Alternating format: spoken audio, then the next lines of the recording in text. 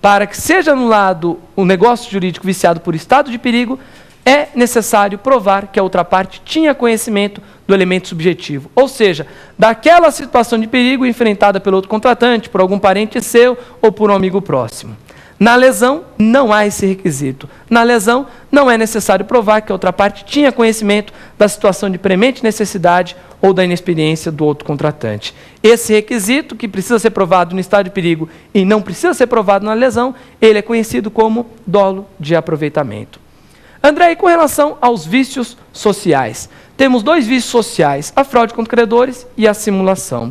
O que vem a ser a fraude contra credores? Fraude contra credores é a atuação maliciosa do devedor insolvente ou na iminência de assim se tornar, que se desfaz de seu patrimônio procurando não responder pelas obrigações anteriormente assumidas. Olha só que interessante o que acontece na fraude contra credores. Estou devendo para Antônio. Verifico que não vou ter condição de pagar a dívida e penso, ora, se eu não quitar a minha dívida com Antônio, que bem que ele poderá retirar de mim numa execução? Opa, ele poderá tirar aquela casa que eu tenho de praia. A casa onde eu moro é uma casa, vai ser considerada como bem de família, ele não pode executar. Mas aquele meu imóvel de veraneio, aquele imóvel de campo, ele pode. O que eu faço correndo, gente? Eu vou lá e vou alienar esse bem para uma outra pessoa. Olha só que interessante.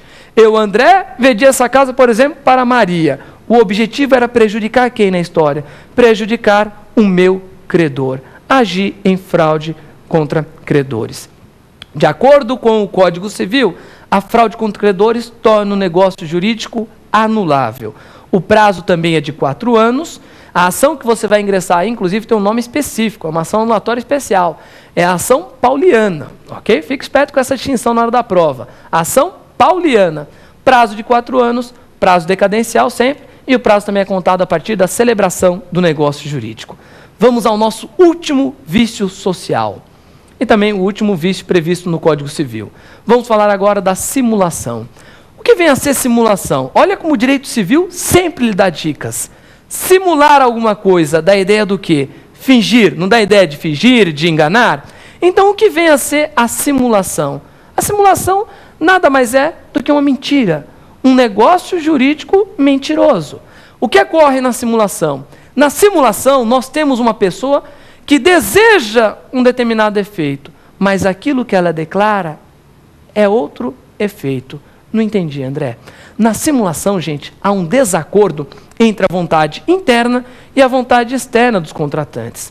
Aquilo que eles desejam é algo, só que aquilo que eles manifestam é algo completamente distinto.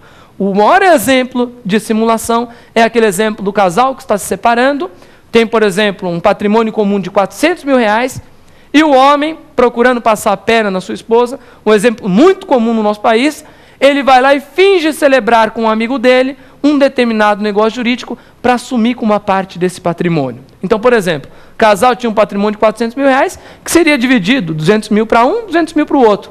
O que o marido faz?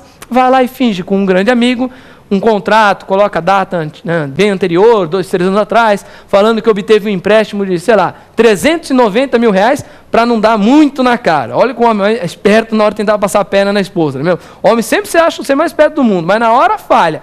Vai lá, para não dar muito na cara, deixa apenas R$10 mil de fora. Finge que tem uma dívida de R$300 mil com um amigo. E aí, o que ele faz?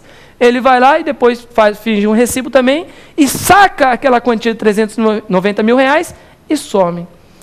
Na hora da separação, a esposa vem feliz e fala, cadê a minha parte? Cadê meus R$200 mil? E o marido fala, benzinho, não tem R$200 mil não. Olha só, eu estava devendo para o meu amigo lá, ó, R$390 mil, eu tive que pagar. Só sobraram R$10 mil. O quê? Você está me dizendo que só tenho direito a R$10 mil? Vira o marido e fala, poxa amor, calma lá, na verdade deixa de ser egoísta, você tem direito a 5, a outra parte é minha. Veja, gente, o que ocorria na simulação.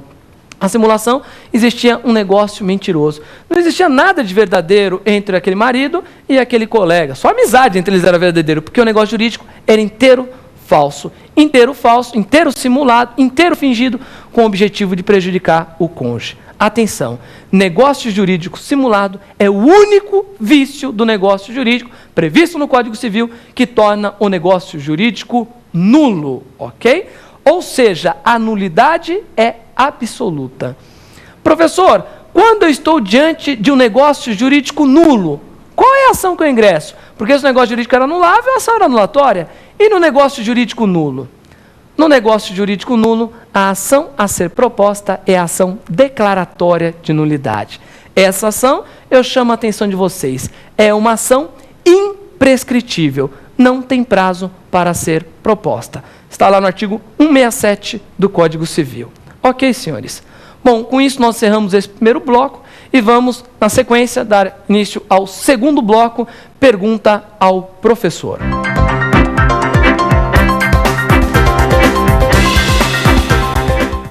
Nesse segundo bloco do programa, iremos responder as perguntas que foram feitas pelos nossos alunos. Professor, qual a diferença entre ato jurídico estrito sensu e negócio jurídico? Essa é uma pergunta que sempre coloca em dúvida os nossos alunos nos concursos e ela é muito exigida pela banca CESP-UNB.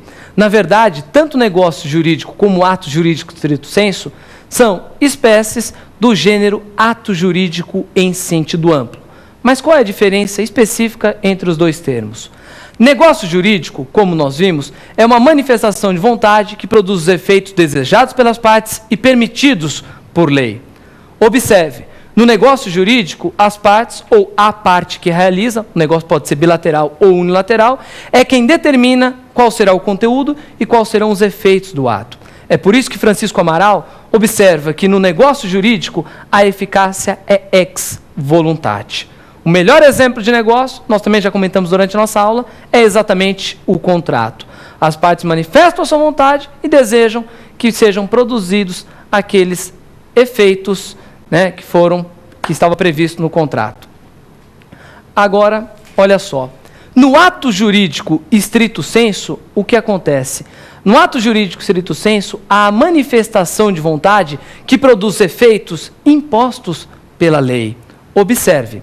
No ato jurídico estrito sensu, a parte que realiza o ato jurídico, ela não tem a possibilidade de determinar quais serão os efeitos, nem qual será o conteúdo desse ato jurídico. Tanto os efeitos quanto o conteúdo já estão expressos na lei. Exemplo de ato jurídico estrito sensu, temos dois excelentes. O primeiro é a fixação de domicílio e o segundo, o reconhecimento de filhos. CESP adora perguntar a respeito de ambos. Olha só, quando eu reconheço um filho, eu não posso negociar com a mãe sobre os efeitos desse reconhecimento. Eu não posso chegar para a mãe e, por exemplo, falar: mãe, eu reconheço esse filho, mas eu não quero ter a obrigação de alimentá-lo. Mãe, olha, eu reconheço esse filho, mas eu não quero que ele seja meu herdeiro. Eu não tenho essa opção. Veja, a minha manifestação de vontade se restringe o quê? A reconhecê-lo. As consequências desse ato vêm todas da lei. Por isso que Francisco Amaral fala que a eficácia do ato jurídico estrito sensu é uma eficácia ex lege. Vamos à segunda pergunta. Professor, qual a diferença entre os vícios da vontade e os vícios sociais? Opa, também outra pergunta interessantíssima, e uma pergunta que boa parte dos manuais de direito civil, eles acabam deixando essa resposta em branco. Olha só, por que erro, dolo, coação, estado de perigo e lesão são denominados como vícios da vontade e fraude contra credores e simulação são denominados de vícios sociais? A diferença está na atuação do quê? Da vontade. Olha só que interessante.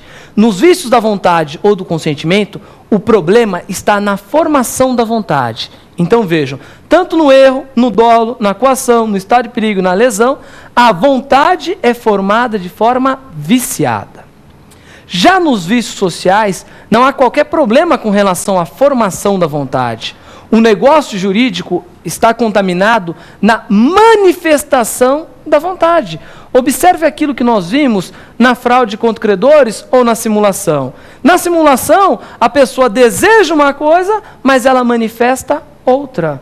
Ou seja, o que ocorre na simulação?